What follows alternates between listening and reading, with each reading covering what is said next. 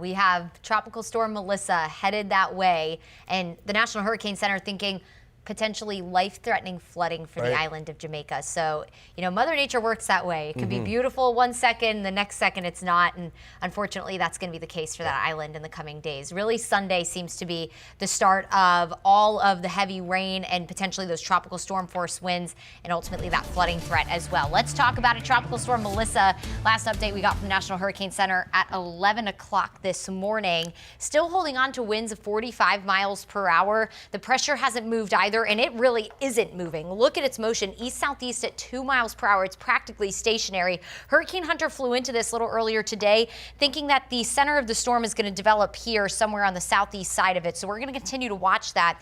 And that's been the tricky part of this forecast, that you know, we don't know where the center is of this storm. So if models don't know where to start, how are they going to know where to finish? And unfortunately, this is all happening, all this uncertainty, near very highly populated areas, very well-traveled areas as well. Here's the latest forecast track from the Hurricane Center. Sunday, passing by on the south side of Jamaica, potentially getting very close to the south side of the island there, and then continuing to strengthen. This is expected to rapidly intensify.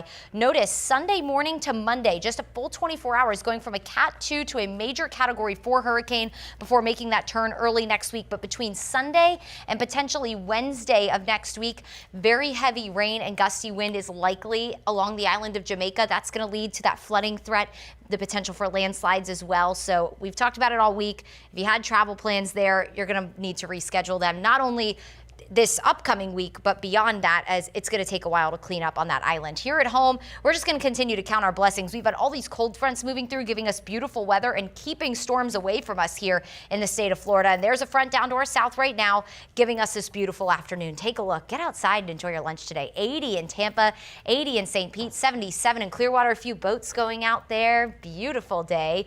Expect that water to get a little more bumpy through the afternoon, though. We'll talk about that in a second. High temperatures today, mid to upper 80s. It's going to be a warm one.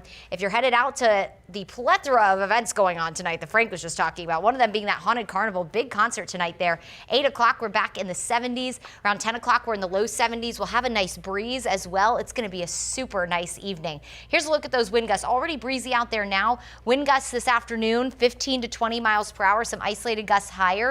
And it's going to stay breezy even into the overnight. So when the sun goes down, the breeze will go down a little bit, but it's still going to be elevated. And then tomorrow, we're looking at wind gusts 20 to 25. So another breezy day. And with the breeze, especially out of the east-northeast, we're looking at choppy waters on the bay, small craft advisory starting tonight through Sunday, seas 3 to 5 feet. And that's really going to be for the afternoon. You'll notice as we head through the day here, when you start to see the yellow and the orange color there, that's when the wind really picks up and the wave heights start to pick up. So starting tonight into Sunday, not going to be the best boating conditions. Saturday looks beautiful. Fall-like start. Temperatures in the mid-60s, maybe 50s north of Tampa in the morning. Highs in the upper 80s. Low-end rain chance Sunday.